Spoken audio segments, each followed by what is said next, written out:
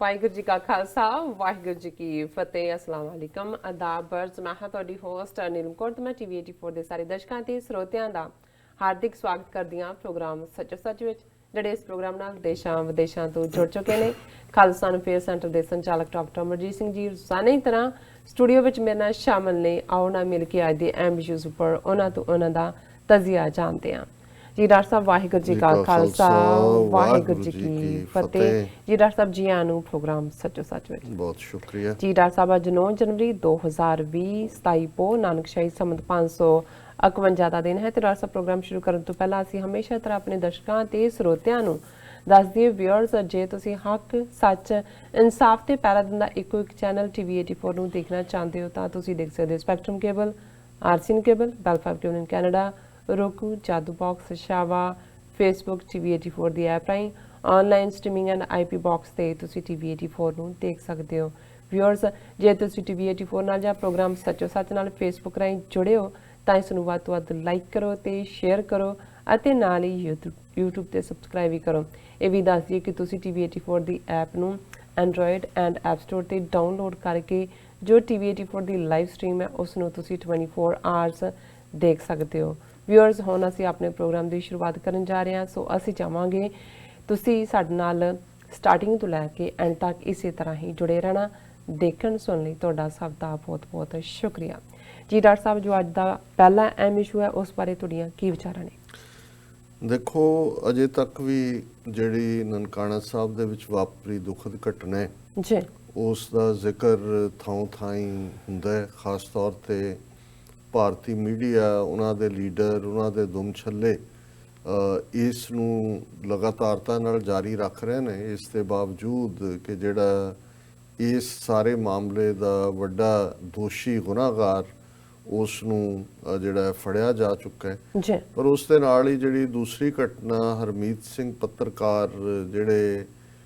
ਇੱਕ ਸਿੱਖ ਪੱਤਰਕਾਰ ਦੇ ਤੌਰ ਤੇ, ਜਰਨਲਿਸਟ ਦੇ ਤੌਰ ਤੇ, ਜਿਨ੍ਹਾਂ ਨੇ ਆਪਣੀ ਟੀਵੀ ਚੈਨਲ ਦੇ ਉੱਤੇ ਪਛਾਣ ਵੀ ਬਣਾਈ ਔਰ ਉਹਨਾਂ ਨੂੰ ਕਾਫੀ ਪਬਲਿਸਿਟੀ ਵੀ ਮਿਲੀ। BBC ਨੇ ਵੀ ਔਰ ਹੋਰ ਇੰਟਰਨੈਸ਼ਨਲ ਜਿਹੜੇ ਨਿਊਜ਼ਪੇਪਰਸ ਨੇ ਉਹਨਾਂ ਨੇ ਵੀ ਉਹਨਾਂ ਨੂੰ, ਟੀਵੀ ਚੈਨਲਸ ਨੇ ਇੰਟਰਵਿਊ ਕੀਤਾ, ਕਿਉਂਕਿ ਬੜੀ ਖੂਬਸੂਰਤੀ ਨਾਲ ਉਹ ਅੰਗਰੇਜ਼ੀ ਵੀ, ਪੰਜਾਬੀ ਵੀ, ਪਸ਼ਤੋ ਵੀ, ਉਰਦੂ ਵੀ ਉਹ ਸਾਰੀ ਬੋਲਦੇ ਸੀ ਔਰ ਉਹਨਾਂ ਨੇ ਬੜੇ ਫਖਰ ਨਾਲ ਆਪਣੇ ਪਾਕਿਸਤਾਨੀ ਹੋਣ ਦਾ ਔਰ ਇੱਕ ਰਿਸਪੈਕਟੇਬਲ ਜਿਹੜਾ ਸਿੱਖ ਦੇ ਤੌਰ ਤੇ ਉਹਨਾਂ ਦਾ ਇਮੇਜ ਵੀ ਉਭਰਿਆ। ਔਰ ਉਹਨਾਂ ਦੇ ਭਰਾ ਦਾ ਕਤਲ ਜਿਹੜਾ ਕਿ ਇਮੀਡੀਏਟ ਬਾਅਦ ਨਨਕਾਣਾ ਸਾਹਿਬ ਦੇ ਦੁਖਦ ਵਾਕਿਆ ਤੋਂ ਬਾਅਦ ਹੋਇਆ, ਉਸ ਬਾਰੇ ਅਜੇ ਤੱਕ ਵੀ ਕੋਈ ਕਲੂ ਨਹੀਂ ਹੈ। ਔਰ ਕਿਉਂਕਿ ਆਲਰੇਡੀ ਜਰਨਲਿਜ਼ਮ ਦਾ ਵਰਲਡ ਹੈ, ਉਹ ਵੀ ਇੱਕ ਭਰਾ ਦੇ ਨਾਤੇ 4 ਸਾਲ ਬਾਅਦ ਭਰਾ ਮਲੇਸ਼ੀਆ ਤੋਂ ਮੁੜਿਆ ਸੀ ਔਰ ਮਹੀਨੇ ਬਾਅਦ ਵਿਆਹ ਸੀ, ਸੋ ਉਸਨੇ ਵੀ ਇਸ ਗੱਲ ਦੇ ਉੱਤੇ ਅਫਸੋਸ ਦਾ ਇਜ਼ਹਾਰ ਕੀਤਾ ਹੈ ਕਿ ਬੇਸ਼ੱਕ ਇਸ ਦੇ ਉੱਤੇ ਸਿਆਸੀ ਕਿਸਮ ਦੀ ਸਟੇਟਮੈਂਟ ਜ਼ਰੂਰ ਆਈ, ਹਮਦਰਦੀ ਵਾਲੀ, ਔਰ ਜਿਹੜੇ ਚੈਨਲ ਲਈ ਉਹ ਕੰਮ ਕਰਦਾ ਉਹਨਾਂ ਨੇ ਕਿਹਾ ਵੀ ਉਹ ਪ੍ਰਾਈਮ ਮਿਨਿਸਟਰ ਇਮਰਾਨ ਖਾਨ ਸਾਹਿਬ ਦੇ ਵੀ ਨੇੜੇ ਨੇ, ਪਰ ਕੇਸ ਦੇ ਮਾਮਲੇ 'ਚ ਕੋਈ ਜਿਹੜੀ ਹੈ ਪ੍ਰੋਗਰੈਸ ਨਹੀਂ ਹੈ ਔਰ ਉਹਨਾਂ ਨੇ ਕਿਹਾ ਵੀ ਮੈਨੂੰ ਇਨਸਾਫ ਨਹੀਂ ਮਿਲ ਰਿਹਾ। ਹਾਲਾਂਕਿ ਉਹਨਾਂ ਨੇ ਸਿਵਲ ਸੁਸਾਇਟੀ ਔਰ ਆਪਣੇ ਸਾਥੀਆਂ ਔਰ ਲੋਕਲ ਆਰਗੇਨਾਈਜੇਸ਼ਨਸ ਦਾ ਸ਼ੁਕਰੀਆ ਅਦਾ ਕੀਤਾ ਕਿ ਉਹਨਾਂ ਨੇ ਪ੍ਰੋਟੈਸਟ ਵੀ ਕੀਤਾ ਔਰ ਨਾਲ ਵੀ ਖੜੇ ਨੇ, ਪਰ ਪੁਲਿਸ ਦੀ ਜਿਹੜੀ ਹੈ ਇਸ ਦੇ ਵਿੱਚ ਜਿਹੜਾ ਦੋਸ਼ੀ ਤੱਕ ਪਹੁੰਚਣ ਦੀ ਦਿਲਚਸਪੀ ਨਹੀਂ ਹੈ ਜਾਂ ਉਹਨਾਂ ਨੂੰ ਕੋਈ ਕਲੂ ਨਹੀਂ ਮਿਲ ਰਿਹਾ। ਸੋ ਅੱਜ ਹੀ ਅੰਗਰੇਜ਼ੀ ਟ੍ਰਿਬਿਊਨ ਦੇ ਵਿੱਚ ਵੀ ਅਸੀਂ, ਸੋ ਮੈਂ ਇਹ ਜ਼ਰੂਰ ਗੁਜ਼ਾਰਿਸ਼ ਕਰਾਂਗਾ ਕਿ ਜਿਹੜੇ ਕਈ ਵਾਰ ਤੁਹਾਡੇ ਪੋਜ਼ਿਟਿਵਿਟੀ ਦਾ ਫੇਸ ਬਣਦੇ ਨੇ, ਜੇ ਉਹਨਾਂ ਦੇ ਮੂੰਹੋਂ ਕੋਈ ਗੱਲ ਨਿਕਲਦੀ ਔਰ ਜ਼ਾਹਰ ਹੈ ਜਦੋਂ ਤੁਹਾਡਾ ਕੋਈ ਲਾਸ ਪਰਸਨਲ ਹੁੰਦਾ ਹੈ, ਕਈ ਵਾਰ ਤੁਸੀਂ ਥੋੜ੍ਹਾ ਬਹੁਤ ਜ਼ਾਬਤਾ ਵੀ ਖੋਂਦੇ ਹੋ ਕਿਉਂਕਿ ਇਹ ਇੱਕ ਕੁਦਰਤੀ ਬਿਹੇਵੀਅਰ ਹੈ। ਸੋ ਅਸੀਂ ਇਹ ਜ਼ਰੂਰ ਜਿਹੜਾ ਹੈ ਉਹ ਗੁਜ਼ਾਰਿਸ਼ ਕਰਾਂਗੇ ਜਿਹੜੀਆਂ ਕੰਸਰਨਡ ਅਥਾਰਟੀਜ਼ ਨੇ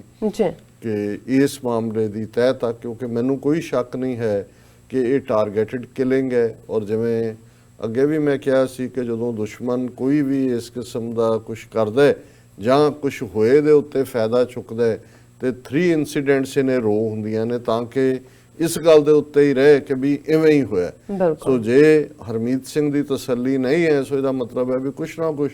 ਐਸਾ ਚੱਲ ਰਿਹਾ ਹੈ ਕਿ ਜਿਹਦੇ 'ਚ ਕੋਈ ਇਹ ਗੱਲ ਅੱਗੇ ਨਹੀਂ ਤੁਰ ਰਹੀ। ਸੋ ਇਸ ਪਾਰਟ ਦਾ ਵੀ ਧਿਆਨ ਰੱਖਿਆ ਜਾਏ। ਜੀ ਪਰ ਅੱਜ ਮੈਨੂੰ ਇਸ ਗੱਲ ਦੀ ਖੁਸ਼ੀ ਵੀ ਹੋਈ ਕਿਉਂਕਿ ਜਦੋਂ ਅਸੀਂ ਕੱਲ ਦੇ ਪ੍ਰੋਗਰਾਮ 'ਚ ਉਸ ਜਿਹੜਾ ਇਸ ਕਿਸਮ ਦਾ ਗੁਨਾਹਗਾਰ ਆਦਮੀ ਹੈ ਉਸ ਬਾਰੇ ਜ਼ਿਕਰ ਕਰਦੇ ਹਾਂ, ਮੈਂ ਜਸਟ ਇੱਕ ਲਾਈਨ ਕਹਿ ਕੇ ਛੱਡ ਦਿੱਤਾ ਸੀ ਕਿ ਉਹਨੇ ਆਪਣੇ ਨਾਂ ਨਾਲ ਚਿਸ਼ਤੀ ਲਿਖਿਆ ਹੋਇਆ। ਸੋ ਜ਼ਾਹਰ ਹੈ ਮੈਂ ਇਸ ਤੋਂ ਅੱਗੇ ਗੱਲ ਨਹੀਂ ਕੀਤੀ ਕਿਉਂਕਿ ਜਦੋਂ ਅਸੀਂ ਸਿੱਖ ਰਵਾਇਤਾਂ ਦੇ ਅੰਦਰ, ਸਿੱਖ ਇਤਿਹਾਸ ਦੇ ਅੰਦਰ ਔਰ ਸਿੱਖ ਹਿਰਦਿਆਂ ਦੇ ਅੰਦਰ ਚਿਸ਼ਤੀ ਲਫ਼ਜ਼ ਜਿਹੜਾ ਹੈ ਉਹ ਬਹੁਤ ਹੀ ਰਿਸਪੈਕਟੇਬਲ ਹੈ। ਜੀ ਕਿਉਂਕਿ ਬਾਬਾ ਫਰੀਦ ਗੰਜ ਸ਼ੱਕਰ ਜਿਹੜੇ ਪੰਜਾਬੀ ਜ਼ਬਾਨ ਦੇ ਵੀ ਪਹਿਲੇ ਸ਼ਾਇਰ ਨੇ ਉਸ ਖਿੱਤੇ ਦੇ ਵਿੱਚ, 12ਵੀਂ 13ਵੀਂ ਸਦੀ ਨਾਲ ਉਹਨਾਂ ਦਾ ਸੰਬੰਧ ਜੁੜਦਾ ਹੈ। ਈਰਾਨ ਤੋਂ ਉਹਨਾਂ ਦੀ ਆਮਦ ਹੁੰਦੀ ਹੈ ਔਰ ਇਹ ਉਹ ਪੀਰੀਅਡ ਸੀ ਜਦੋਂ ਕਿ ਉੱਥੇ ਇੱਕ ਅਪਹੀਵਲ ਚੱਲ ਰਹੀ ਸੀ, ਕਿਹੜੇ ਹਿੱਸੇ ਤੇ ਕੌਣ ਕੰਕਰ ਕਰ ਰਿਹਾ ਹੈ। ਮੁਗਲ ਜਿਹੜੇ ਨੇ ਉੱਥੇ ਐਕਟਿਵ ਹੋ ਚੁੱਕੇ ਸੀ, ਉਹ ਖੁਰਾਸਾਨ ਰੀਜਨ ਹੋਏ, ਉਸ ਤੋਂ ਪਹਿਲਾਂ ਈਰਾਨ, ਅਫਗਾਨਿਸਤਾਨ ਹੋਏ। ਸੋ ਉਹਨਾਂ ਨੂੰ ਜਿਹੜਾ ਉਹਨਾਂ ਦਾ ਸੰਬੰਧ ਜਾ ਕੇ ਜੁੜਦਾ ਹੈ। ਔਰ ਜਦੋਂ ਅਸੀਂ ਸੂਫੀ ਪਰੰਪਰਾ ਦੀ ਗੱਲ ਕਰਦੇ, ਮੈਂ ਇਸ ਬਾਰੇ ਥੋੜੀ ਡਿਟੇਲ 'ਚ ਵੀ ਗੱਲ ਕਰਾਂਗਾ ਜੀ ਕਿ ਕਿਵੇਂ ਮਈਉਦੀਨ ਚਿਸ਼ਤੀ ਸੈਯਦ ਜਿਨ੍ਹਾਂ ਦਾ ਜਿਹੜਾ ਦਰਗਾਹ ਹੈ ਅਜਮੇਰ ਸ਼ਰੀਫ, ਔਰ ਅੱਜ ਵੀ ਅਜਮੇਰ ਸ਼ਰੀਫ ਨੂੰ ਇੱਕ ਸਿੰਬਲ ਆਫ ਲਵ ਦੇ ਤੌਰ ਤੇ ਦੇਖਿਆ ਜਾਂਦਾ ਹੈ ਔਰ ਲੱਖਾਂ ਲੋਕ ਹਰ ਸਾਲ ਵਿਜ਼ਿਟ ਕਰਦੇ ਨੇ। ਈਵਨ ਜਿਹੜੇ ਪਾਕਿਸਤਾਨ ਤੋਂ ਆਉਣ ਵਾਲੇ ਵੀ ਪ੍ਰੋਮੀਨੈਂਟ ਪੋਲੀਟੀਸ਼ੀਅਨਸ ਹੋਣ ਜਾਂ ਹਾਇਰ ਅਪਸ ਹੋਣ, ਹਾਈ ਕਮਿਸ਼ਨਰਸ ਹੋਣ, ਉਹ ਵੀ ਵਿਜ਼ਿਟ ਕਰਦੇ ਨੇ। ਔਰ ਉਸ ਥਾਂ ਦੇ ਉੱਤੇ ਜਿਹੜੇ ਦੂਸਰੇ ਲੋਕ ਵੀ ਬਾਕੀ ਧਰਮਾਂ ਦੇ, ਹਿੰਦੂ ਵੱਡੀ ਗਿਣਤੀ ਦੇ ਵਿੱਚ ਜਾਂਦੇ ਨੇ ਕਿਉਂਕਿ ਇਹ ਜਿਹੜਾ ਸੂਫੀ ਇਸਲਾਮ ਦੇ ਹਵਾਲੇ ਨਾਲ ਜੇ ਅਸੀਂ ਗੱਲ ਕਰੀਏ ਤੇ ਇਸ ਦਾ ਇੱਕੋ ਇੱਕ ਅਰਥ ਰੱਬ ਨਾਲ ਮਿਲਣ ਦਾ ਉਹ ਮੁਹੱਬਤ ਸੀ। ਬਿਲਕੁਲ ਇਬਾਦਤ ਦਾ ਮਤਲਬ ਹੀ ਮੁਹੱਬਤ ਸੀ। ਇਸ ਲਈ ਉਹਨਾਂ ਦਾ ਬੇਸ਼ੱਕ ਕਿਸੇ ਸਟੇਜ ਤੇ ਜਿਹੜੇ ਬਿਲਕੁਲ ਸਟ੍ਰਿਕਟ ਇਸਲਾਮਿਕ ਡਿਸਿਪਲਿਨ ਜਾਂ ਸ਼ਰਅ ਫੋਲੋ ਕਰਨ ਵਾਲੇ ਸੀ ਉਹਨਾਂ ਦੇ ਨਾਲ ਟਕਰਾਅ ਵੀ ਹੁੰਦਾ ਰਿਹਾ, ਪਰ ਅਲਟੀਮੇਟਲੀ ਜੇ ਈਵਨ ਬਰੇ ਸਗੀਰ ਦੇ ਵਿੱਚ, ਸਬ ਕੰਟੀਨੈਂਟ 'ਚ ਜਾਂ ਹੋਰ ਵੀ ਥਾਵਾਂ ਦੇ ਉੱਤੇ, ਭਾਵੇਂ ਉਹ ਮਲੇਸ਼ੀਆ ਵਰਗੀ ਥਾਂ ਹੋਏ ਜਾਂ ਇੰਡੋਨੇਸ਼ੀਆ ਹੋਏ ਜਾਂ ਈਵਨ ਚਾਈਨਾ ਜਿੱਥੇ ਅੱਜ ਵੀ 20 ਮਿਲੀਅਨ ਮੁਸਲਮਾਨ ਨੇ, ਹਾਲਾਂ ਉਹਨਾਂ ਦਾ ਮਾੜਾ ਹਾਲ ਕਰ ਰਹੀ ਹੈ ਹਕੂਮਤ ਉੱਥੇ,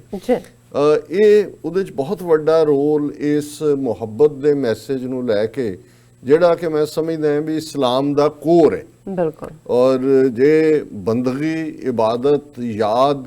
ਜਾਂ ਸਿਮਰਨ ਜਿਹਨੂੰ ਅਸੀਂ ਕਹਿੰਦੇ ਹਾਂ, ਸਿਮਰਨ ਯਾਦ ਹੈ ਔਰ ਯਾਦ ਜਿਹੜੀ ਹੈ ਉਹ ਤੁਹਾਡੇ ਦਿਲ ਨਾਲ ਹੁੰਦੀ ਹੈ, ਉਹ ਤੁਹਾਡੇ ਅੰਦਰ ਨਾਲ ਹੁੰਦੀ ਹੈ। ਔਰ ਬਾਬਾ ਫਰੀਦ ਜਿਨ੍ਹਾਂ ਦਾ ਕਲਾਮ ਗੁਰੂ ਗ੍ਰੰਥ ਸਾਹਿਬ ਦੇ ਵਿੱਚ ਹੈ, ਮੈਂ ਉਹਨਾਂ ਦੇ ਜਦੋਂ ਇਹ ਗੱਲ ਕਰ ਰਿਹਾ ਤਾਂ ਇੱਕ ਸ਼ਬਦ ਜਿਹੜਾ ਮੈਨੂੰ ਬਹੁਤ ਪਿਆਰਾ ਹੈ ਔਰ ਕੌਮ ਦੇ ਵਿੱਚ ਵੀ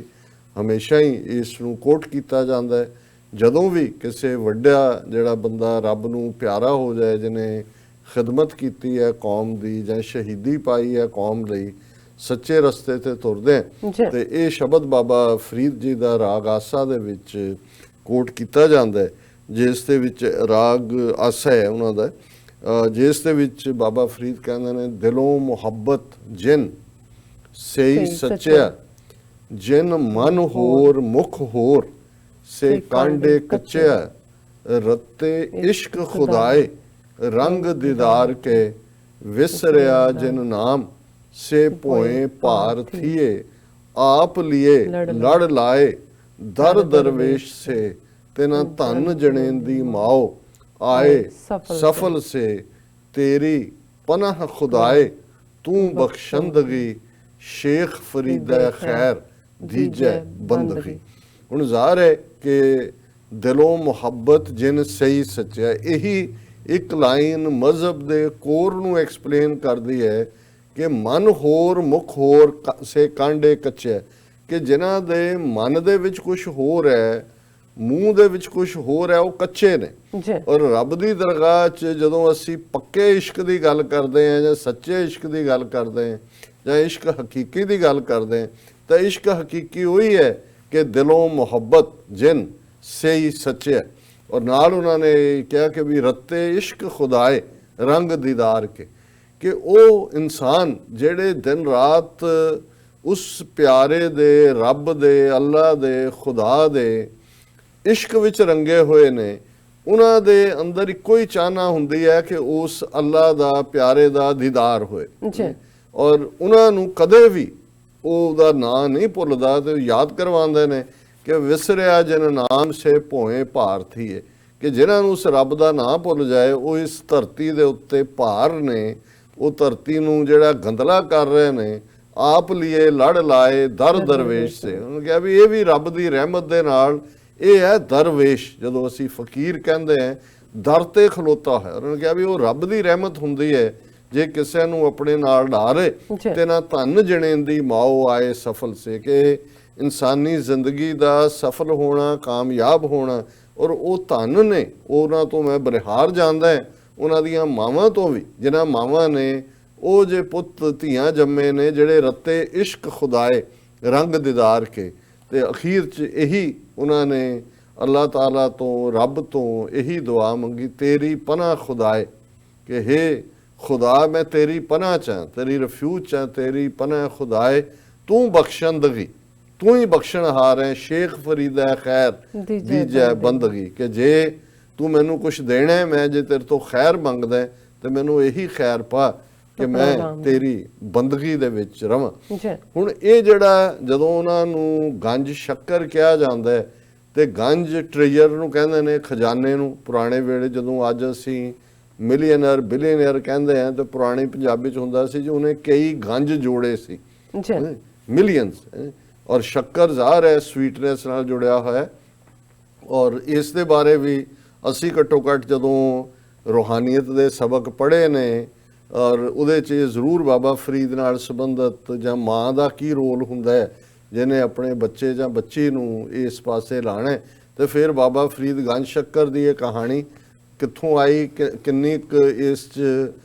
ਜੈਨੂਇਨਨੈਸ ਹੈ ਇਹ ਤਾਂ ਪਤਾ ਨਹੀਂ ਹੈ, ਲੇਕਿਨ ਇਹ ਜ਼ਰੂਰ, ਕਿਉਂਕਿ ਜਿਸ ਕਿਸਮ ਦੀ ਸ਼ਖਸੀਅਤ ਹੈ ਬਾਬਾ ਫਰੀਦ ਦੀ, ਉਹਦੀ ਜੈਨੂਇਨਨੈਸ ਉਹਦੇ 'ਚੋਂ ਨਿਕਲਦੀ ਹੈ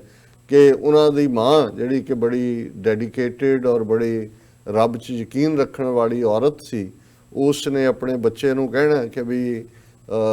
ਉਸ ਅੱਲਾਹ ਤਾਲਾ ਨੂੰ ਯਾਦ ਕਰਿਆ ਕਰ, ਤਾਂ ਉਹਨੇ ਕਹਿਣਾ ਵੀ ਅੱਲਾਹ ਤਾਲਾ ਕੀ ਦੇਗਾ। ਔਰ ਕਿਉਂਕਿ ਉਹਨਾਂ ਨੂੰ ਔਰ ਹਰ ਬੱਚੇ ਨੂੰ, ਹੁਣ ਤਾਂ ਸਾਡੇ ਜ਼ਮਾਨੇ ਤਾਂ ਸ਼ੱਕਰ ਤੇ ਖੰਡ ਤੇ ਇਹੀ ਚੀਜ਼ਾਂ ਸੀ, ਹੁਣ ਤਾਂ ਚਾਕਲੇਟਸ ਔਰ ਕੈਂਡੀਜ਼, ਉਸ ਬੱਚੇ ਨੂੰ ਕੁਦਰਤੀ ਜਨਮ ਤੋਂ ਹੀ ਮਿੱਠਾ ਚੰਗਾ ਲੱਗਦਾ, ਉਹਨੂੰ ਸ਼ੱਕਰ ਬਹੁਤ ਚੰਗੀ ਲੱਗਦੀ ਸੀ। ਤਾਂ ਉਹਨੇ ਕਹਿਣਾ ਵੀ ਰੱਬ ਜਿਹੜਾ ਹੈ ਉਹ ਸ਼ੱਕਰ ਦਿੰਦਾ ਜੇ ਉਹਨੂੰ, ਤੇ ਉਹਨੇ ਅੱਖਾਂ ਬੰਦ ਕਰਕੇ ਅੱਲਾ ਅੱਲਾ ਕਰਦੇ ਬਹਿ ਜਾਣਾ ਆਸਣ ਤੇ, ਤੇ ਮਾਂ ਨੇ ਜਦੋਂ ਉਹਦੀਆਂ ਅੱਖਾਂ ਬੰਦ ਨੇ ਉਹਦੇ ਆਸਣ ਦੇ ਥੱਲੇ ਜਿਹੜਾ ਇੱਕ ਸ਼ੱਕਰ ਦੀ ਪੁੜੀ ਬੰਨ੍ਹ ਕੇ ਰੱਖ ਦੇਣੀ, ਔਰ ਇਵੇਂ ਉਸ ਨੂੰ ਜਿਹੜਾ ਇਸ ਪਾਸੇ ਵੱਲ ਤੋਰਿਆ ਆਪਣੇ ਬੱਚੇ ਨੂੰ, ਔਰ ਫਿਰ ਕਰਦੇ ਕਰਦੇ ਉਹ ਖੁਦਾ ਖੁਦਾ ਕਰਦੇ ਆ, ਫਿਰ ਸੱਚਮੁੱਚ ਹੀ ਖੁਦਾ ਇਸ ਕਦਰ ਪਿਆਰਾ ਹੋ ਜਾਂਦਾ ਹੈ। ਜਿਹੜਾ ਬਾਬਾ ਫਰੀਦ ਜੀ ਦਾ ਇਹ ਸ਼ਲੋਕ ਹੈ ਗੁਰੂ ਗ੍ਰੰਥ ਸਾਹਿਬ ਦੇ ਵਿੱਚ, ਉਹਨਾਂ ਦੀ ਬਾਣੀ ਦੇ 134 ਸ਼ਬਦ ਨੇ, ਜਿਹੜੀ ਉਹ ਸਕ੍ਰਿਪਚਰ ਗੁਰੂ ਗ੍ਰੰਥ ਸਾਹਿਬ ਜਿਹੜੀ ਸਿੱਖਾਂ ਲਈ ਇਟਰਨਲ ਗੁਰੂ ਹੈ, ਔਰ 134 ਸ਼ਬਦਾਂ ਚੋਂ 4 ਸ਼ਬਦ ਜਿਹੜੇ ਨੇ 2 ਰਾਗ ਆਸਾ ਦੇ ਵਿੱਚ ਨੇ, 2 ਰਾਗ ਸੂਹੀ ਦੇ ਵਿੱਚ ਨੇ, ਔਰ ਜਿਹੜੇ ਸਾਡੇ ਕੀਰਤਨੀ ਗਾਇਨ ਕਰਦੇ ਨੇ, ਮੇਰਾ ਖਿਆਲ ਹੈ ਵੀ ਸਭ ਤੋਂ ਜ਼ਿਆਦਾ ਬਾਣੀ ਜਿਹੜੀ ਗਾਇਨ ਇਨ ਟੋਟੋ ਕੀਤੀ ਜਾਂਦੀ ਹੈ, ਕਿਉਂਕਿ 1430 ਪੇਜਿਸ ਜਿਹੜੇ ਨੇ ਗੁਰੂ ਗ੍ਰੰਥ ਸਾਹਿਬ ਦੇ ਨੇ, ਵੱਡਾ ਵੋਲਿਊਮ ਹੈ, 48 ਘੰਟੇ ਲੱਗਦੇ ਨੇ ਉਹਨੂੰ ਜੇ ਤੁਸੀਂ ਕੰਟੀਨਿਊਸਲੀ ਪੜ੍ਹੋ। ਲੇਕਿਨ ਬਾਬਾ ਫਰੀਦ ਜੀ ਦੇ ਸ਼ਲੋਕ ਵੀ ਹਰ ਇੱਕ ਦੀ ਜ਼ਬਾਨ ਤੇ ਨੇ, ਔਰ ਉਹਨਾਂ ਦੇ ਜਿਹੜੇ 4 ਸ਼ਬਦ ਖਾਸ ਤੌਰ ਤੇ ਦੁਹਰਾਏ ਜਾਂਦੇ ਨੇ, ਉਹਨਾਂ ਦੇ ਵਿੱਚ ਇੱਕ ਮੈਂ ਸ਼ੇਅਰ ਕੀਤਾ ਹੈ, ਦਿਲੋਂ ਮੁਹੱਬਤ ਜਿਨ ਸਹੀ ਸੱਚਾ, ਜਿਨ ਮਨ ਹੋਰ ਮੁਨਖ ਹੋਰ ਸੇ ਕਾਂਡੇ ਕੱਚੇ, ਔਰ ਦੂਸਰਾ ਉਹਨਾਂ ਦੇ ਹੈ ਬੋਲੇ ਸ਼ੇਖ ਫਰੀਦ ਪਿਆਰੇ ਅੱਲਾਹ ਲੱਗੇ, ਇਹ ਤਨ ਹੋਸੀ ਖਾਕ ਨਿਮਾਣੀ ਗੌਰ ਕਰੇ, ਕਿ ਇਹ ਬਾਬਾ ਫਰੀਦ ਕਹਿ ਰਹੇ ਨੇ ਕਿ ਭਾਈ ਅਲਟੀਮੇਟਲੀ ਇਸ ਬਾਡੀ ਨੇ ਮਿੱਟੀ ਬਣ ਜਾਣਾ ਹੈ, ਖਾਕ ਬਣ ਜਾਣਾ ਹੈ, ਗੌਰ ਕਬਰ ਨੂੰ ਕਹਿੰਦੇ ਨੇ, ਇਸ ਨੇ ਕਬਰ ਵਿੱਚ ਜਾਣਾ। ਔਰ ਇਸੇ ਤਰ੍ਹਾਂ ਜਿਹੜਾ ਰਾਗ ਸੂਹੀ ਦੇ ਵਿੱਚ ਉਹਨਾਂ ਦੇ ਸ਼ਬਦ ਨੇ, ਇੱਕ ਹੈ ਤਪ ਤਪ ਲੋਹੇ ਲੋਹੇ ਹਾਥ ਮਰੋਰੋਂ, ਬਾਵਲ ਹੋਈ 100 ਲੋਰੋਂ। ਇਹ ਵੀ ਉਸ ਪਿਆਰੇ ਰੱਬ ਦੀ ਜਿਹੜੀ ਡਿਜ਼ਾਇਰ ਹੈ ਉਸ ਨੂੰ ਮਿਲਣ ਦੀ, ਕਿ ਭਾਈ ਮੈਂ ਹੱਥ ਮਰੋੜ ਰਹੀ ਹਾਂ, ਮੇਰਾ ਅੰਦਰ ਜਿਹੜਾ ਉਹ ਅਚਵੀ ਲੱਗੀ ਹੋਈ ਹੈ ਕਿ ਕਿਵੇਂ ਮੈਂ ਉਸ ਪਿਆਰੇ ਨੂੰ ਮਿਲਾਂ। ਔਰ ਇੱਕ ਸ਼ਬਦ ਜਿਹੜਾ ਅਲਟੀਮੇਟਲੀ ਜਦੋਂ ਦੁਨੀਆ ਤੋਂ ਕੋਈ ਜਾਂਦਾ ਹੈ, ਔਰ ਰਾਗੀ ਸਿੰਘ ਨੂੰ ਬੜੇ ਪ੍ਰੇਮ ਨਾਲ ਉਸ ਅੰਤਮ ਅਰਦਾਸ ਦੇ ਦੀਵਾਨ 'ਚ ਗਾਇਨ ਕਰਦੇ ਨੇ, ਬੇੜਾ ਬੰਦ ਨਾ ਸਕਿਓ ਬੰਧਨ ਕੀ ਬੇਲਾ, ਭਾਰਤ ਸਰਵਰ ਜਬ ਉਛਲੇ ਇਹ ਤਰਨ ਦੁਹੇਲਾ ਹੱਥ ਨਾ ਲਾਈ ਕਸੁੰਬੜੇ ਜਲ ਜਾਸੀ ਢੋਲਾ। ਹੁਣ ਇਹ ਪਾਕਪਤਨ ਜਿੱਥੇ ਉਹਨਾਂ ਦਾ ਮੁਕਾਮ, ਉਹਨਾਂ ਨੇ ਆਪਣਾ ਟਿਕਾਣਾ ਬਣਾਇਆ, ਆਸਣ ਲਾਇਆ, ਔਰ ਜ਼ਾਹਰ ਹੈ ਕਿ ਉਹਨਾਂ ਦੀ ਉਹ ਬੋਲੀ ਜਿਸ ਦੇ ਵਿੱਚ ਉਹੀ ਮਿਠਾਸ ਔਰ ਉਹਨਾਂ ਦੇ 130 ਦੇ ਕਰੀਬ ਸਲੋਕ, ਜਦੋਂ ਅਸੀਂ ਸਲੋਕ ਕਹਿੰਦੇ ਹਾਂ ਇਹ 2 ਲਾਈਨਰ ਕਪਲੇਟ ਨੂੰ ਕਹਿੰਦੇ ਨੇ, ਔਰ ਉਹ ਇੰਨੇ ਗਾਇਨ ਕੀਤੇ ਜਾਂਦੇ ਨੇ, ਹਰ ਇੱਕ ਪ੍ਰੋਮੀਨੈਂਟ ਜਿੰਨੇ ਵੀ ਕੀਰਤਨੀਏ ਨੇ ਔਰ ਈਵਨ ਦੂਸਰੇ ਸਿੰਗਰ ਵੀ। ਔਰ ਜਦੋਂ ਅਸੀਂ ਸ਼ੱਕਰ ਦੀ ਗੱਲ ਕੀਤੀ ਕਿ ਵੀ ਉਹ ਮਾਂ ਨੇ ਸ਼ੱਕਰ ਦੀ ਪੁੜੀ ਦੇ ਨਾਲ ਇਸ ਪਾਸੇ ਲਾਇਆ, ਤੇ ਫਿਰ ਜਦੋਂ ਸੱਚਮੁੱਚ ਰੱਬ ਦੀ ਮੁਹੱਬਤ ਉਹਨਾਂ ਦੇ ਅੰਦਰ, ਉਹਨਾਂ ਦੇ ਰੋਮ ਰੋਮ, ਉਹਨਾਂ ਦੇ ਅੰਗ ਅੰਗ ਦੇ ਵਿੱਚ ਵਸੀ, ਤੇ ਫਿਰ ਬਾਬਾ ਫਰੀਦ ਨੇ ਫਰਮਾਇਆ, ਫਰੀਦਾ ਸ਼ੱਕਰ ਖੰਡ ਨਿਵਾਤ ਗੁੜ ਮਾਖਿਓ ਮਾਝਾ ਦੁੱਧ ਸਭੇ ਵਸਤੂ ਮਿੱਠੀਆਂ ਰੱਬ ਨਾ ਪੁੱਜਣ ਤੁਧ। ਕਿ ਸ਼ੱਕਰ ਜੇ ਉੱਥੋਂ ਹੀ ਸ਼ੁਰੂਆਤ ਹੋਈ, ਖੰਡ ਨਿਵਾਤ ਮਿਸ਼ਰੀ ਨੂੰ ਕਹਿੰਦੇ ਨੇ। ਔਰ ਇੱਥੇ ਵੀ ਦੇਖਣ ਵਾਲੀ ਗੱਲ ਹੈ ਵੀ ਜਦੋਂ ਅਸੀਂ 12ਵੀਂ 13ਵੀਂ ਸਦੀ ਦੀ ਗੱਲ ਕਰ ਰਹੇ ਹਾਂ, ਲਗਭਗ 700 ਸਾਲ ਪਹਿਲਾਂ, ਇਹ ਸਾਰੀਆਂ ਚੀਜ਼ਾਂ, ਕਿਉਂਕਿ ਸ਼ੂਗਰ ਗੰਨਿਆਂ ਚੋਂ ਔਰ ਦੂਸਰਾ ਸਾਧਨ ਤਾਂ ਕੇਨ ਸ਼ੂਗਰ ਹੀ ਸੀ, ਲੇਕਿਨ ਇਹ ਸਾਰੀਆਂ ਜਿਹੜੀਆਂ ਨੇ ਮਿਠਾਸ ਵਾਲੀਆਂ ਚੀਜ਼ਾਂ, ਹੁਣ ਤੁਸੀਂ ਜਦੋਂ ਮਿਸ਼ਰੀ ਦੇਖੋ, ਮਿਸ਼ਰੀ ਬਿਲਕੁਲ ਚਿੱਟੀ ਹੁੰਦੀ ਔਰ ਉਹਨੂੰ ਰਿਫਾਈਨ ਕੀਤਾ ਜਾਂਦਾ ਹੈ, ਜ਼ਾਹਰ ਹੈ। ਔਰ ਇੱਕ ਜ਼ਮਾਨਾ ਸੀ ਅੰਗਰੇਜ਼ਾਂ ਦੇ ਆਉਣ ਨਾਲ ਉਹ ਦੂਜੀ ਖੰਡ ਜਿਹੜੀ ਆਈ, ਜਿਹੜੀ ਜਿਸ ਨੂੰ ਸਿਰ ਖਿੰਡੀ ਸਾਡੇ ਖਾਲਸਾਈ ਬੋਲਿਆਂ 'ਚ ਕਹਿੰਦੇ ਸੀ, ਕਾਫੀ ਅਰਸਾ ਤਾਂ ਉਹ ਕਈ ਉਹਨੂੰ ਇਸਤੇਮਾਲ ਨਹੀਂ ਸੀ ਕਰਦੇ, ਕਿਉਂਕਿ ਉਹਦੀ ਜਿਹੜੀ ਪਿਊਰੀਫਿਕੇਸ਼ਨ ਵਗੈਰਾ ਹੁੰਦੀ ਹੈ ਉਹ ਹੱਡੀਆਂ ਦੇ ਚੂਰੇ 'ਚੋਂ ਹੁੰਦੀ ਹੈ, ਕੈਲਸ਼ੀਅਮ ਫਾਸਫੋਰਸ ਵਗੈਰਾ। ਲੇਕਿਨ ਉਸ ਤੋਂ ਵੀ ਪਹਿਲਾਂ ਚਿੱਟੇ ਰੰਗ ਦੀ ਮਿਸ਼ਰੀ ਸਾਡੀ ਉਹ ਫਾਈਨਨੈਸ ਸੀ, ਉਹਦੇ 'ਚੋਂ ਉਹ ਕੱਢ ਕੇ ਜਿਹੜਾ ਮੋਲੈਸਿਸ ਹੈ। ਸੋ ਫਰੀਦਾ ਸ਼ੱਕਰ ਖੰਡ ਨਿਵਾਤ ਗੁੜ ਮਾਖਿਓ ਹਨੀ ਸ਼ਹਿਦ ਮਾਝਾ ਦੁੱਧ। ਹੁਣ ਜਿਨ੍ਹਾਂ ਨੇ ਧਾਰਾਂ ਲਈਆਂ ਉਹਨਾਂ ਨੂੰ ਪਤਾ ਹੈ ਵੀ ਜਿਹੜਾ ਉਹਦੇ 'ਚ ਦੁੱਧ ਦੀ ਆਪਣੀ ਸ਼ੂਗਰ ਹੁੰਦੀ ਹੈ, ਔਰ ਉਹਦਾ ਇੱਕ ਆਪਣਾ ਡੋਕੇ ਲੈਣਾ। ਉਹ ਮਾਖਿਓ ਮਾਝਾ ਦੁੱਧ ਸਭੇ ਵਸਤਾਂ ਉਹ ਮਿੱਠੀਆਂ ਰੱਬ ਨਾ ਪੁੱਜਣ। ਇਹਨਾਂ ਸਾਰੀਆਂ ਨੂੰ ਗਿਣਾ ਕੇ ਗਿਆ ਵੀ ਇਹਨਾਂ ਸਾਰਿਆਂ ਦੀ ਮਿਠਾਸ ਵੀ ਇਕੱਠੀ ਹੋ ਜਾਏ, ਤੇ ਜਿਹੜੀ ਰੱਬ ਦੇ ਨਾਂ ਦੇ ਵਿੱਚ ਮਿਠਾਸ ਹੈ ਉਸ ਤੱਕ ਇਹ ਪਹੁੰਚ ਨਹੀਂ ਹੋ ਸਕਦੀ। ਸੋ ਉਹ ਬਾਬਾ ਫਰੀਦ ਜਿਨ੍ਹਾਂ ਨੂੰ ਜਦੋਂ ਅਸੀਂ ਪੰਜਾਬੀ ਜ਼ਬਾਨ ਦੇ ਹਵਾਲੇ ਨਾਲ ਉਸ ਖਿੱਤੇ ਦੇ ਵਿੱਚ ਪੋਇਟਰੀ ਦੀ ਗੱਲ ਕਰਦੇ ਹਾਂ, ਤੇ ਸਭ ਤੋਂ ਪੁਰਾਣੇ ਜਿਹੜਾ ਸ਼ਾਇਰ ਦੇ ਤੌਰ ਤੇ ਬਾਬਾ ਫਰੀਦ, ਜਿਹੜਾ ਰੱਬੀ ਕਲਾਮ ਹੈ, ਡਿਵਾਈਨ, ਔਰ ਸ਼ਾਇਰ ਸ਼ਬਦ ਬੇਸ਼ੱਕ ਅੱਜ ਬੜਾ ਹਲਕਾ ਕਵੀਆਂ ਦੇ ਲਈ ਹੁੰਦਾ ਹੈ। ਈਵਨ ਗੁਰੂ ਨਾਨਕ ਸਾਹਿਬ ਨੇ ਆਪਣੇ ਆਪ ਲਈ ਸ਼ਬਦ ਸ਼ਾਇਰ ਗੁਰਬਾਣੀ 'ਚ ਇਸਤੇਮਾਲ ਕੀਤਾ। ਨਾਨਕ ਸ਼ਾਇਰ ਏਵ ਕਹਿਤ ਹੈ, ਕਿ ਨਾਨਕ ਸ਼ਾਇਰ ਇਵੇਂ ਕਹਿੰਦੇ ਨੇ। ਸੋ ਉਹਨਾਂ ਦਾ ਜਿਹੜਾ, ਕਿਉਂਕਿ ਉਹ 12ਵੀਂ 13ਵੀਂ ਸਦੀ ਦੇ ਵਿੱਚ ਹੋਏ, ਉਹਨਾਂ ਦਾ ਕਲਾਮ ਔਰ ਉਹਨਾਂ ਤੋਂ ਬਾਅਦ ਉਹਨਾਂ ਦੀ ਗੱਦੀ ਜਿਹੜੀ ਕਿ ਪਾਕਪਤਨ ਦੇ ਵਿੱਚ ਲਗਾਤਾਰਤਾ ਨਾਲ ਰਹੀ, ਤੇ ਜਦੋਂ ਉਹਨਾਂ ਦੀ ਗੱਦੀ ਦੇ 10ਵੇਂ ਵਾਰਿਸ ਸ਼ੇਖ ਇਬਰਾਹਿਮ ਫਰੀਦ ਜਿਨ੍ਹਾਂ ਦਾ ਨਾਂ ਹੈ, ਉਹ ਗੱਦੀ ਨਸ਼ੀਨ ਸਨ, ਉਦੋਂ ਗੁਰੂ ਨਾਨਕ ਸਾਹਿਬ ਪਾਕਪਤਨ ਗਏ। ਉਹਨਾਂ ਦੇ ਨਾਲ ਉਹਨਾਂ ਨੇ ਜੋ ਸੂਫੀ ਔਰ ਦੂਸਰਾ ਜਿਸ ਕਿਸਮ ਦੀ ਰੂਹਾਨੀ ਗੁਫ਼ਤਗੂ ਵੀ ਹੁੰਦੀ ਹੈ,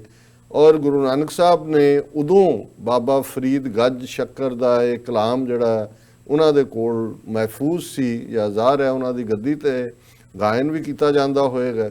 ਉਹ ਉਹਨਾਂ ਨੇ ਲਿਆਂਦਾ। ਔਰ ਇਹ ਫਿਰ ਗੁਰੂ ਨਾਨਕ ਸਾਹਿਬ ਤੋਂ ਦੂਸਰੇ ਪਾਤਸ਼ਾਹ, ਤੀਸਰੇ ਪਾਤਸ਼ਾਹ, ਚੌਥੇ ਪਾਤਸ਼ਾਹ, ਪੰਜਵੇਂ ਪਾਤਸ਼ਾਹ ਤੱਕ ਚੱਲਿਆ, ਗੁਰੂ ਅਰਜਨ ਸਾਹਿਬ ਤੱਕ। ਔਰ ਗੁਰੂ ਅਰਜਨ ਸਾਹਿਬ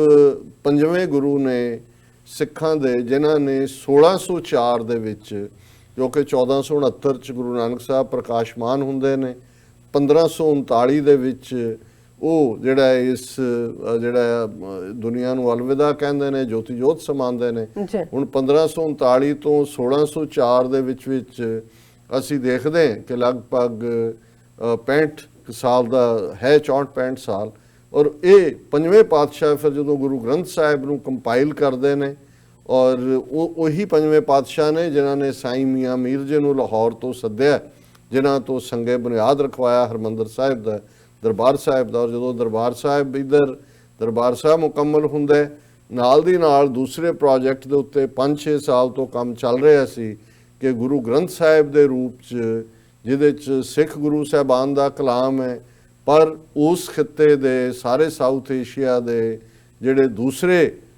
ਸੰਤ ਮਹਾਂਪੁਰਖ ਬਾਬਾ, ਜਿਹੜੇ ਕਿ ਇੱਕ ਰੱਬ 'ਚ ਯਕੀਨ ਰੱਖਣ ਵਾਲੇ, ਭਾਵੇਂ ਸਫ਼ਰ ਉਹਨਾਂ ਨੇ ਕਿਤਿਓਂ ਸ਼ੁਰੂ ਕੀਤਾ ਹੈ, ਉਸ ਦੇ ਵਿੱਚ ਫਿਰ ਬਿਨਾਂ ਕਿਸੇ ਜ਼ਾਤ ਪਾਤ ਦੇ ਵਿਤਕਰੇ ਦੇ, ਭਾਵੇਂ ਕੋਈ ਬ੍ਰਾਹਮਣ ਹੈ ਤੇ ਭਾਵੇਂ ਕੋਈ ਸ਼ੂਦਰ ਹੈ, ਭਗਤ ਕਬੀਰ, ਭਗਤ ਰਵਿਦਾਸ, ਭਗਤ ਨਾਮਦੇਵ ਜੀ, ਇਹਨਾਂ ਸਾਰਿਆਂ ਦਾ ਜਦੋਂ ਕਲਾਮ ਗੁਰੂ ਸਾਹਿਬ ਨੇ ਉਸ ਦੇ ਵਿੱਚ ਲਿਆਂਦਾ, ਤੇ ਬਾਬਾ ਫਰੀਦ ਗੰਜ ਸ਼ੱਕਰ ਨੂੰ ਇਹ ਮਾਣ ਹਾਸਲ ਹੈ ਕਿ ਉਹਨਾਂ ਦੇ ਜਿਹੜਾ ਬਾਣੀ ਗੁਰੂ ਗ੍ਰੰਥ ਸਾਹਿਬ ਦਾ ਹਿੱਸਾ ਬਣੀ। ਔਰ ਇਹ ਸਾਡੇ ਇਤਿਹਾਸ ਨੇ ਜਿਹੜਾ ਜਦੋਂ ਅਸੀਂ ਇਸ ਵੇਰਵੇ ਨਾਲ ਦੇਖਦੇ ਹਾਂ, ਔਰ ਬਾਬਾ ਫਰੀਦ ਦਾ ਸੰਬੰਧ ਇਹੀ ਨਹੀਂ ਕਿ ਬਾਣੀ ਨਾਲ, ਈਵਨ ਪੰਜਾਬ ਦੇ ਭਾਰਤੀ ਕਬਜ਼ੇ ਵਾਲੇ ਪੰਜਾਬ ਦੇ ਜਿਹੜੇ ਵੀ 20-22 ਜ਼ਿਲ੍ਹੇ ਨੇ, ਉਹਨਾਂ ਦੇ ਵਿੱਚ ਇੱਕ ਪ੍ਰੋਮੀਨੈਂਟ ਜ਼ਿਲ੍ਹਾ ਬਾਬਾ ਫਰੀਦ ਜੀ ਦੇ ਨਾਂ ਤੇ ਹੈ, ਫਰੀਦਕੋਟ। ਔਰ ਕੋਟ ਕਿਲੇ ਨੂੰ ਕਹਿੰਦੇ ਨੇ, ਉੱਥੇ ਜਿਹੜਾ ਕਿਲਾ ਹੈ, ਔਰ ਇਹ ਇੱਕ ਰਵਾਇਤ ਉਸ ਇਲਾਕੇ ਦੀ ਰਹੀ ਹੈ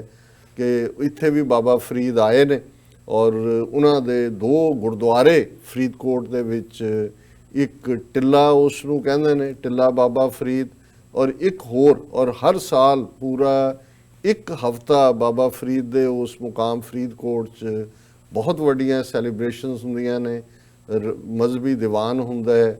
ਸਿੱਖ ਜਲੂਸ ਨਿਕਲਦਾ ਹੈ, ਕਿਉਂਕਿ ਜਿਹੜਾ ਗੁਰਦੁਆਰਾ ਸਾਹਿਬ ਉਹਨਾਂ ਦਾ ਸਥਾਪਿਤ ਹੈ, ਉਸ ਥਾਂ ਦੇ ਉੱਤੇ ਟਿੱਬਾ ਬਾਬਾ ਫਰੀਦ, ਇੱਕ ਗੁਰਦੁਆਰਾ ਚਿੱਲਾ ਫਰੀਦ, ਉੱਥੋਂ ਤੱਕ ਉਹ ਨਗਰ ਕੀਰਤਨ ਆਉਂਦਾ ਹੈ, ਔਰ ਕਈ ਦਿਨ ਬਾਕੀ ਜਿਹੜੀ ਉਹਨਾਂ ਦੀ ਉੱਥੇ ਦਰਗਾਹ ਹੈ, ਉਹਨਾਂ 'ਚ ਕਵਾਲੀਆਂ ਔਰ ਦੂਸਰੇ ਦਾ ਸਿਲਸਿਲਾ ਵੀ ਹੁੰਦਾ ਹੈ। ਸੋ ਇਹ ਜਿਹੜਾ ਉਹਨਾਂ ਦਾ ਇਤਿਹਾਸ ਜਿੰਨਾ ਕੁ ਮੈਂ ਸਮਝ ਸਕਦਾ, ਜਿਹੜੇ ਅਸੀਂ ਸ਼ਲੋਕਾਂ ਦੀ ਗੱਲ ਕੀਤੀ ਉਹਨਾਂ ਦੇ 130, ਇਹ ਫਿਰ ਲਗਭਗ 8 ਪੇਜਿਸ ਦੇ ਵਿੱਚ ਗੁਰੂ ਗ੍ਰੰਥ ਸਾਹਿਬ ਦੇ ਵੱਡੇ ਵੋਲਿਊਮ ਦੇ ਵਿੱਚ ਨੇ, 1377 ਤੋਂ 1384 ਤੱਕ ਉਹ ਪੇਜ ਨੇ, ਔਰ ਇਹ ਉਹਨਾਂ ਦਾ ਜਿਹੜਾ ਕੁੱਲ ਕਲਾਮ 134, ਜਿਵੇਂ ਮੈਂ ਦੱਸਿਆ ਵੀ 2 ਸ਼ਬਦ, 2-2 ਸ਼ਬਦ, ਫੁੱਲ ਹਿਮਸ ਜਿਹਨਾਂ ਨੂੰ ਅਸੀਂ ਕਹਿੰਦੇ ਹਾਂ, ਉਹ ਰਾਗ ਆਸਾ ਔਰ ਰਾਗ ਸੂਹੀ ਦੇ ਵਿੱਚ ਨੇ, ਔਰ 130 ਸ਼ਲੋਕ ਜਿਹੜੇ ਰਾਗ ਜੈ ਜੈਵੰਤੀ ਦੇ ਥੱਲੇ। ਔਰ ਜਿਹੜਾ ਐਡਰੈਸ ਵੀ ਜਦੋਂ ਉਹਨਾਂ ਦਾ ਟਾਈਟਲ ਗੁਰੂ ਸਾਹਿਬ ਨੇ ਦਿੱਤਾ ਹੈ, ਤੇ ਫਿਰ ਉਹਨਾਂ ਨੇ ਪਹਿਲਾ ਜਿਹੜਾ ਆਸਾ ਰਾਗ ਹੈ ਉਹਦੇ 'ਚ ਆਸਾ ਸ਼ੇਖ ਫਰੀਦ ਜੀਓ ਕੀ ਬਾਣੀ, ਇਹ ਟਾਈਟਲ ਹੈ ਕਿ ਇਕੱਲਾ ਸ਼ੇਖ ਫਰੀਦ ਨਹੀਂ, ਈਵਨ ਆਸਾ ਸ਼ੇਖ ਫਰੀਦ ਜੀਓ, ਜਦੋਂ ਵੈਸੇ ਤਾਂ ਅਸੀਂ ਜੀ ਕਹਿੰਦੇ ਹਾਂ, ਔਰ ਜਿਹਨੂੰ ਅਸੀਂ ਐਕਸਟਰਾ ਕਹਿਣਾ ਹੋਏ ਤਾਂ ਜੀਓ ਕਹਿੰਦੇ ਉਹਦੇ ਨਾਲ। ਸੋ ਇੱਥੇ ਵੀ ਆਸਾ ਸ਼ੇਖ ਫਰੀਦ ਜੀਓ ਕੀ ਬਾਣੀ। ਇਸੇ ਤਰ੍ਹਾਂ ਰਾਗ ਸੂਹੀ ਦੇ ਅੰਦਰ ਜਿਹੜਾ ਟਾਈਟਲ ਹੈ, ਰਾਗ ਸੂਹੀ ਬਾਣੀ ਸ਼ੇਖ ਫਰੀਦ ਜੀ ਕੀ, ਫਰੀਦ ਦੇ ਨਾਲ ਫਿਰ ਜੀ ਹੈ। ਔਰ ਇਸੇ ਤਰ੍ਹਾਂ ਜਦੋਂ ਇਹ ਸ਼ਲੋਕ ਨੇ ਤੇ ਸ਼ਲੋਕ ਸ਼ੇਖ ਫਰੀਦ ਕੇ। ਸੋ ਇਹ ਉਹਨਾਂ ਦਾ ਜਿਹੜਾ ਵੇਰਵਾ। ਹੁਣ ਇਸ ਦਾ ਅੱਜ ਓਪਨਿੰਗ ਸੈਗਮੈਂਟ ਜਿਹੜਾ ਯੂਜੂਅਲੀ ਸਾਡੀ ਪੋਲੀਟੀਕਲ ਡਿਸਕਸ਼ਨ ਹੁੰਦੀ ਹੈ, ਬਹੁਤਿਆਂ ਨੂੰ ਲੱਗੇਗਾ ਵੀ ਬਹੁਤ ਵਾਰ ਹਾਂ ਵੀ ਸਾਡਾ ਚੌਥਾ segment nuggets of spiritual wisdom ਹੁੰਦਾ ਹੈ, ਕਿ ਜਿਹਦੇ 'ਚ ਅਸੀਂ ਰੂਹਾਨੀ ਸਿਆਣਪ ਦੀਆਂ ਸੋਨ ਡਲੀਆਂ, ਜਿਵੇਂ ਸੋਨੇ ਦੀਆਂ ਡਲੀਆਂ ਸੁਨਿਆਰ, ਉਹਨੂੰ ਨਗੇਟਸ ਕਹਿੰਦੇ ਨੇ, ਨਿੱਕੇ, ਔਰ ਉਹਦੇ 'ਚ ਅਸੀਂ ਡਿਸਕਸ ਕਰਦੇ। ਪਰ ਅੱਜ ਕਿਉਂਕਿ ਜਦੋਂ ਮੇਰੀਆਂ ਨਜ਼ਰਾਂ 'ਚੋਂ ਇਸੇ ਹੀ, ਕਿਉਂਕਿ ਜਦੋਂ ਅਸੀਂ ਬਾਬਾ ਫਰੀਦ ਗੰਜ ਸ਼ੱਕਰ ਦਾ ਜ਼ਿਕਰ ਕੀਤਾ ਹੈ, ਤੇ ਇਹ ਜਿਹੜੇ ਫੋਲੋਅਰ ਸਨ, ਜਿਹੜੇ ਉਹਨਾਂ ਦੇ ਡਿਸਾਈਪਲ ਸਨ, ਜ਼ਾਹਰਾ ਤੌਰ 'ਤੇ ਉੱਤੇ ਇਹਨਾਂ ਦੇ ਵੱਡੇ ਬਾਬਾ ਕੁਤਬਦੀਨ ਬਖਤਿਆਰ ਕਾਕੀ, ਜਿਨ੍ਹਾਂ ਦਾ ਦਿੱਲੀ ਦੇ ਵਿੱਚ ਜਿਨ੍ਹਾਂ ਦਾ ਸੰਬੰਧ ਜੁੜਦਾ ਹੈ, ਉਹਨਾਂ ਦਾ ਤਕੀਆ, ਔਰ ਇਹਨਾਂ ਦੇ ਜਿਹੜੇ ਵਡੇਰੇ, ਜਿਹੜੇ ਉਹ ਜਿਨ੍ਹਾਂ ਤੋਂ ਬਾਬਾ ਕਾਕੀ ਨੇ ਜਿਹੜੀ ਹੈ ਰੂਹਾਨੀਅਤ ਦਾ ਸਬਕ ਲਿਆ ਸੀ, ਉਹ ਬਾਬਾ ਮਈਉਦੀਨ ਚਿਸ਼ਤੀ ਸੈਯਦ, ਉਹ ਅਜਮੇਰ ਸ਼ਰੀਫ ਜਿੱਥੋਂ ਮੈਂ ਗੱਲ ਸ਼ੁਰੂ ਕੀਤੀ। ਹੁਣ ਇਸ ਅਜਮੇਰ ਸ਼ਰੀਫ ਘਰਾਣੇ ਨਾਲ ਸੰਬੰਧਿਤ ਜਿਹੜੇ ਇੱਕ ਬੜੇ ਮੋਤਬਰ ਸੱਜਣ ਨੇ, ਉਹਨਾਂ ਦਾ ਨਾਂ ਹੈ ਸੈਯਦ ਸਰਵਰ ਚਿਸ਼ਤੀ। ਇਹ ਅਜਮੇਰ ਸ਼ਰੀਫ ਘਰਾਣੇ ਨਾਲ ਸੰਬੰਧਿਤ ਨੇ। ਅੱਜ ਕੁਦਰਤੀ ਸੋਸ਼ਲ ਮੀਡੀਆ ਪਰੂਸ ਕਰਦੇ ਹਾਂ, ਉਹਨਾਂ ਦੀ ਇੱਕ 2-2.5 ਮਿੰਟ ਦੀ ਵੀਡੀਓ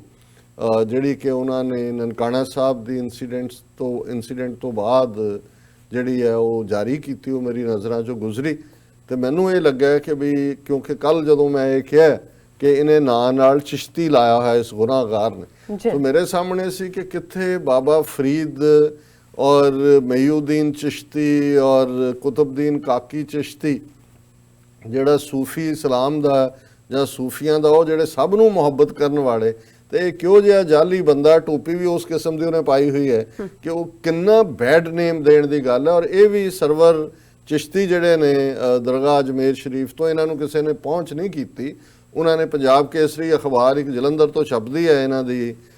ਜਿਹੜਾ ਹਿੰਦੂ ਤਵੀਆਂ ਦੀ ਆ, ਉਹਦੇ 'ਚ ਉਹਨਾਂ ਨੇ ਨਿਊਜ਼ ਸਟੋਰੀ ਦੇਖੀ ਔਰ ਉਹਨਾਂ ਨੇ ਇਹ ਮਹਿਸੂਸ ਕੀਤਾ ਵੀ ਨਹੀਂ, ਇਹ ਫਰਜ਼ ਹੈ ਸਾਡਾ ਕਿ ਵੀ ਸਾਡੇ ਬਜ਼ੁਰਗ ਨੇ ਔਰ ਕਿੱਥੇ ਸਿੱਖਾਂ ਦੇ ਨਾਲ ਕਿਸ ਕਿਸਮ ਦਾ ਸਾਡਾ ਤਾਲੁਕ ਹੈ, ਰੂਹਾਨੀ ਵੀ ਔਰ ਅੱਜ ਸਮਾਜਿਕ ਵੀ। ਔਰ ਉਹਨਾਂ ਨੇ ਜਿਹੜੀ ਹੈ ਉਹ ਵੀਡੀਓ ਜਾਰੀ ਕੀਤੀ ਔਰ ਮੈਂ ਜਿੱਥੇ ਉਹਨਾਂ ਦਾ ਸ਼ੁਕਰੀਆ ਵੀ ਅਦਾ ਕਰਦਾ। ਉਹਨਾਂ ਨੂੰ ਅਸੀਂ ਜਿਹੜਾ ਮੈਂ ਆਪਣੀ ਟੈਕਨੀਕਲ ਟੀਮ ਨੂੰ ਕਹਾਂਗਾ ਕਿ ਉਹ ਐਗਜ਼ੈਕਟਲੀ ਉਹਨਾਂ ਦੇ ਜਿਹੜੇ ਵੀਡੀਓ ਹੈ ਉਹ ਚਲਾ ਦੇਣ ਔਰ ਫਿਰ ਅਸੀਂ ਇਹਨੂੰ ਕਨਕਲੂਡ ਕਰਦੇ ਹਾਂ। ਬਿਲਕੁਲ। अस्सलाम वालेकुम, मैं सैयद सरवर चिश्ती अजमेर शरीफ से, बारगाह हज़रत ख्वाजा मोइनुद्दीन चिश्ती रहमतुल्लाह अलैह से। आज 4 जनवरी 2020 को पंजाब केसरी में एक रिपोर्ट पढ़ी और सुन के बड़ा अफसोस हुआ और दुख हुआ कि नानकाना साहिब में कुछ असामाजिक तत्व नानकाना साहिब के नाम से शहर का नाम बदलना चाहते हैं और उन्होंने गुरुद्वारे का घेराव किया। वाज़ेह रहे हम चिश्ती हैं और गुरु ग्रंथ साहब में बाबा फरीद की वाणी के नाम से 100 से भी ज्यादा श्लोक हैं और बाबा फरीदुद्दीन गंजे शकर रहमतुल्लाह अलैह, बाबा फरीद ये चिश्ती बुजुर्ग थे। ख्वाजा मोइनुद्दीन चिश्ती रहमतुल्लाह अलैह के जो सज्जादे थे बाबा कुतुबुद्दीन बख्तियार काकी और उनके ये सज्जादे थे बाबा फरीद के दादा पीर है ख्वाजा मोइनुद्दीन चिश्ती। और एक बात और वाज़ेह रहे, जब पुलवामा में अटैक हुआ था सीआरपीएफ पे और कश्मीर के जो स्टूडेंट्स और बिजनेसमैन हिंदुस्तान में थे और परेशान थे, उनके अटैक्स हुए थे, तो इन सिख भाइयों ने उनको गुरुद्वारे में पनाह दी थी और उनको हिफाजत से अपने घर कश्मीर पहुंचाया था। इस तरह की चीजें जो मुसलमान गैर मुस्लिम कंट्रीज में रहते हैं उनको बड़ी उससे परेशानी होती है। इसकी पूरी छानबीन करवाई जाए और पाकिस्तान में करोड़ों लोग हजरत ख्वाजा मोइनुद्दीन चिश्ती रहमतुल्लाह अलैह के अनुयायी हैं, मानने वाले हैं, अकीदतमंद हैं। हम यहाँ से डिक्टेट जारी करना है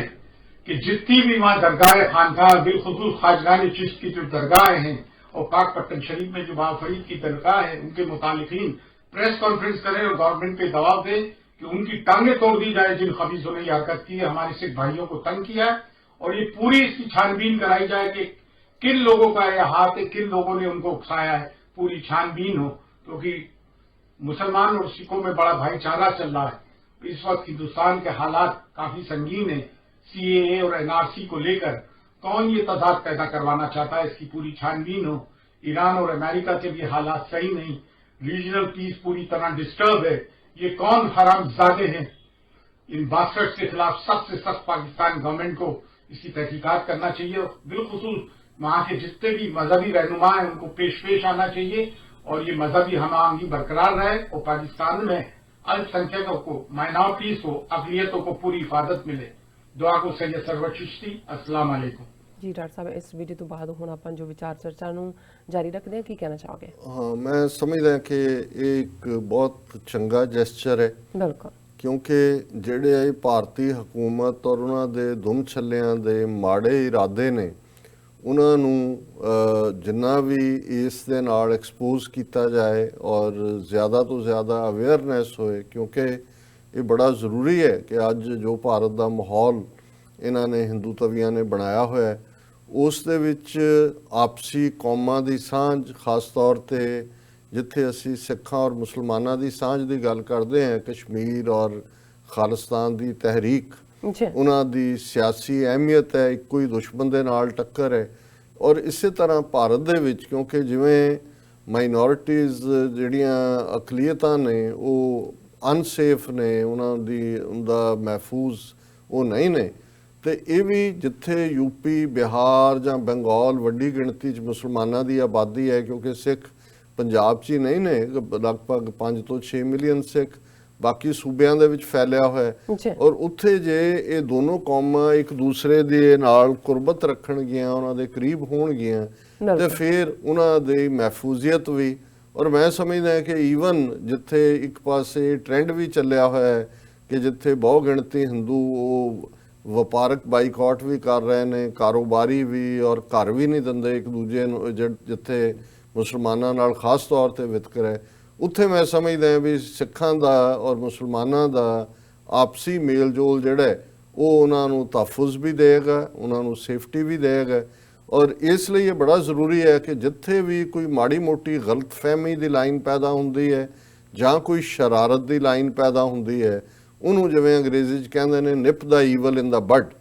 ਕਿ ਵੀ ਜਦੋਂ ਬੁਰਾਈ ਹੈ ਉਹਨੂੰ ਸਿਰ ਚੁੱਕਣ ਤੋਂ ਪਹਿਲਾਂ ਹੀ ਉਹਨੂੰ ਕੁਚਲ ਦੇਣਾ ਚਾਹੀਦਾ ਹੈ। ਮੈਂ ਸਮਝਦਾ ਵੀ ਨਨਕਾਣਾ ਸਾਹਿਬ ਦੇ ਮੁੱਦੇ ਤੇ ਹਕੂਮਤ ਨੇ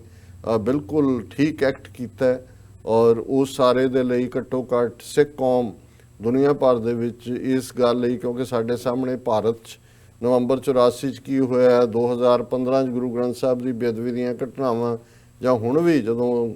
ਕਿ ਗੁਰਦੁਆਰਾ ਗਿਆਨ ਗੋਦੜੀ ਹਰਿਦੁਆਰ ਹੋਏ, ਮੰਗੂ ਮੱਠ ਹੋਏ ਉੜੀਸਾ 'ਚ, ਗੁਰਦੁਆਰਾ ਡੋਂਗਮਾਰ ਹੋਏ, ਜਾਂ ਈਵਨ ਜਿਹੜਾ ਉਸ ਮਿਜ਼ੋਰਮ ਦੇ ਵਿੱਚ ਸ਼ਿਲੌਂਗ ਦੇ ਵਿੱਚ ਗੁਰਦੁਆਰਾ ਸਾਹਿਬ ਦੀ ਬੇਪੱਤੀ ਔਰ ਉਸ ਦੇ ਉੱਤੇ ਹਮਲਾ। ਸੋ ਉਸ ਸਾਰੇ ਦਾ ਕਿਉਂਕਿ ਕੋਈ ਅਕਾਊਂਟੇਬਿਲਿਟੀ ਨਹੀਂ ਹੈ, ਇਸ ਲਈ ਇਹ ਇੱਕ ਫੌਰੀ ਸੀ ਕਿ ਭਾਈ ਇਹਦੀ ਅਕਾਊਂਟੇਬਿਲਿਟੀ ਹੈ, ਪਰ ਇਸ ਦੇ ਨਾਲ ਉਹਦਾ ਗਾਰਡ ਰਹਿਣਾ ਵੀ ਜ਼ਰੂਰੀ ਹੈ, ਵਾਚਫੁਲ ਰਹਿਣਾ ਵੀ ਜ਼ਰੂਰੀ ਹੈ। ਔਰ ਡਾਇਸਪੋਰਾ ਸਿੱਖ ਮੈਂ ਸਮਝਦਾ ਵੀ ਉਹਨਾਂ ਨੇ ਬਹੁਤ ਮੈਚਿਓਰਿਟੀ ਦੇ ਨਾਲ ਇਸ ਸਾਰੇ ਨੂੰ ਲਿਆ, ਔਰ ਜ਼ਾਹਿਰ ਹੈ ਕਿ ਕਰਤਾਰਪੁਰ ਸਾਹਿਬ ਦਾ ਕੋਰੀਡੋਰ ਆਉਣ ਵਾਲੇ ਪੀਰੀਅਡ ਦੇ ਵਿੱਚ ਵੀ ਜਿਹੜਾ ਉਹ ਮੈਸੇਜ ਆਫ ਲਵ ਤਾਂ ਹੈ ਹੀ ਹੈ। ਹਾਲਾਂਕਿ ਜਿੰਨੀਆਂ ਰੁਕਾਵਟਾਂ ਉਸ ਪਾਸਿਓਂ ਖੜੀਆਂ ਕੀਤੀਆਂ ਜਾ ਰਹੀਆਂ ਨੇ, ਔਰ ਮੈਂ ਦੇਖ ਰਿਹਾ ਸਾਨੂੰ ਵੀ ਕਈ ਲਿਖਤਾਂ ਆਉਂਦੀਆਂ ਕਿ ਈਵਨ ਆਨਲਾਈਨ ਰਜਿਸਟ੍ਰੇਸ਼ਨ ਬਹੁਤ ਵਾਰ ਜਿਹੜਾ ਉਹ ਤਾਂ ਵੈਬਸਾਈਟ ਹੀ ਡਾਊਨ ਕੀਤਾ ਹੁੰਦਾ। ਉਹ ਕਹਿੰਦਾ ਇੱਕ ਨੇ ਲਿਖਿਆ ਕਿ ਜੀ ਮੈਂ 5ਵੀਂ ਵਾਰ ਮੈਂ ਕਾਮਯਾਬ ਹੋਇਆ ਕਰਨ ਦੇ ਉੱਤੇ, ਪਰ ਅਜੇ ਵੀ ਪੁਲਿਸ ਇਨਕੁਆਇਰੀ ਆਣੀ ਹੈ ਪਹਿਲਾਂ, ਫਿਰ ਜਿਹੜਾ ਉਹ ਥਰੂ ਹੋਏਗਾ। ਸੋ ਉਹ ਰੁਕਾਵਟਾਂ ਖੜੀਆਂ ਕਰ ਰਹੇ ਨੇ, ਉਹਨਾਂ ਨੇ ਕੋਈ ਨਾ ਕੋਈ ਹਰਕਤ ਕਰਦੇ ਰਹਿਣਾ। ਪਰ ਮੈਂ ਸਮਝਦਾ ਵੀ ਸਾਡੇ ਜਿਹੜੇ ਸਿਆਣੇ ਲੋਕ ਨੇ, ਔਰ ਜਿਵੇਂ ਇਹਨਾਂ ਨੇ ਜਿਹੜੇ ਆਪਣੇ ਸੈਯਦ ਸਰਵਰ ਚਿਸ਼ਤੀ ਨੇ, ਉਹਨਾਂ ਨੇ ਆਪਣੇ ਤੌਰ ਦੇ ਉੱਤੇ ਬਹੁਤ ਸਟਰੋਂਗ ਮੈਸੇਜ ਦਿੱਤਾ ਹੈ। ਸੋ ਇਹੀ ਹੈ ਕਿ ਜਿੱਥੇ ਸਾਨੂੰ ਇਹ ਲੱਗੇ ਕਿ ਵੀ ਇੱਕ ਤਬਕਾ ਜਿਹੜਾ ਵਲਨਰੇਬਲ ਹੈ, ਉਹ ਭਾਵੇਂ ਆਪਣੇ ਤੌਰ ਤੇ ਉਹਦਾ ਕੋਈ ਪੁੱਠੀ ਮੈਂਟਲ ਟ੍ਰੇਨਿੰਗ ਹੈ ਜਾਂ ਉਹ ਕਿਸੇ ਲਈ ਕੰਮ ਕਰਦਾ ਹੈ, ਪਰ ਸਾਨੂੰ ਜਿਹੜਾ ਹੈ ਉਹ ਵੱਡੇ ਹਿੱਤਾਂ ਦੇ ਸਾਹਮਣੇ ਜਿਹੜਾ ਹੈ ਉਹ ਬਹੁਤ ਵਾਰੀ ਕੁਝ ਚੀਜ਼ਾਂ ਨੂੰ ਅਣਗੌਲਿਆਂ ਵੀ ਕਰਨਾ ਪੈਂਦਾ, ਪਰ ਕੁਝ ਕੋਰ ਨੁਕਤੇ ਹੁੰਦੇ ਨੇ ਜਿੱਥੇ ਖੁੱਲ ਕੇ ਔਰ ਮਜ਼ਬੂਤੀ ਨਾਲ ਸਟੈਂਡ ਰਹਿਣ ਦੀ ਲੋੜ ਹੁੰਦੀ ਹੈ, ਜਿਵੇਂ ਕਿ ਇਹਨਾਂ ਨੇ ਸਰਵਰ ਸਾਹਿਬ ਨੇ ਲਿਆ। ਬਹੁਤ ਬਹੁਤ ਇਹਨਾਂ ਦਾ ਸ਼ੁਕਰੀਆ ਜੀ ਡਾਕਟਰ ਸਾਹਿਬ, ਤੁਹਾਡਾ ਵੀ ਬਹੁਤ ਬਹੁਤ ਸ਼ੁਕਰੀਆ। ਤੁਸੀਂ ਪਹਿਲਾ ਇਸ਼ੂ ਸਾਡੇ ਦਰਸ਼ਕਾਂ ਨਾਲ ਸਾਂਝਾ ਕੀਤਾ। ਇੱਥੇ ਲੈਣੇ ਆਪਣੇ ਬ੍ਰੇਕ ਤੋਂ ਪਹਿਲਾਂ ਅਸੀਂ ਆਪਣੇ ਦਰਸ਼ਕਾਂ ਤੇ ਸਰੋਤਿਆਂ ਨੂੰ ਅਪੀਲ ਤੇ ਬੇਨਤੀ ਕਰਦੇ ਹਾਂ ਵਿਊਅਰਸ, ਜਿਸ ਤਰ੍ਹਾਂ ਕਿ ਤੁਸੀਂ ਜਾਣਦੇ ਹੋ ਕਿ TV 84 ਇੱਕ ਪੰਥਕ ਚੈਨਲ ਹੈ। TV 84 ਸਿੱਖਾਂ, ਕਸ਼ਮੀਰੀਆਂ ਤੇ ਭਾਰਤ ਦੀਆਂ ਨੌਰਥ ਈਸਟ ਸਟੇਟਾਂ ਦੇ ਲੋਕਾਂ ਦੇ ਸਵੈਰਨੇਨੇ ਦੇ ਹੱਕਾਂ ਦਾ ਹਾਮੀ ਹੈ। ਅਸੀਂ ਚਾਹਾਂਗੇ ਕਿ ਤੁਸੀਂ TV 84 ਦੀ ਚੜ੍ਹਦੀ ਕਲਾ ਲਈ ਵੱਧ ਤੋਂ ਵੱਧ ਡੋਨੇਟ ਕਰੋ। ਡੋਨੇਟ ਕਰਨ ਲਈ ਸਾਡੀ ਵੈਬਸਾਈਟ TV84.tv ਤੇ ਜਾ ਕੇ ਪੇਪਲ ਦੀ ਵਰਤੋਂ ਕਰਕੇ ਵਨ ਟਾਈਮ ਡੋਨੇਟ ਕਰ ਸਕਦੇ ਹੋ, ਮੰਥਲੀ ਡੋਨੇਟ ਵੀ ਕਰ ਸਕਦੇ ਹੋ। ਤੁਸੀਂ TV 84 ਦੇ ਨਾਮ ਤੇ ਚੈੱਕ ਬਣਾ ਕੇ ਸਾਨੂੰ ਮੇਲ ਵੀ ਕਰ ਸਕਦੇ ਹੋ ਸਾਡੇ ਇਸ ਪਤੇ ਤੇ 36-01 37th ਐਵਨਿਊ, ਲੌਂਗ ਆਈਲੈਂਡ ਸਿਟੀ, ਨਿਊਯਾਰਕ 11101 USA, ਜਾਂ ਫਿਰ ਤੁਸੀਂ ਸਾਨੂੰ ਫੋਨ ਰਾਹੀਂ ਵੀ ਸੰਪਰਕ ਕਰ ਸਕਦੇ ਹੋ ਸਾਡੇ ਫੋਨ ਨੰਬਰ ਤੇ 5164060694। Thank you so much viewers. ਵਿਚਾਰਾਂ ਦਾ ਸਿਲਸਿਲਾ ਇਸ ਤਰ੍ਹਾਂ ਹੀ ਚੱਲਦਾ ਰਹੇਗਾ। ਮਿਲਦੇ ਹਾਂ ਛੋਟੇ ਜਿਹੇ ਬ੍ਰੇਕ ਤੋਂ ਬਾਅਦ।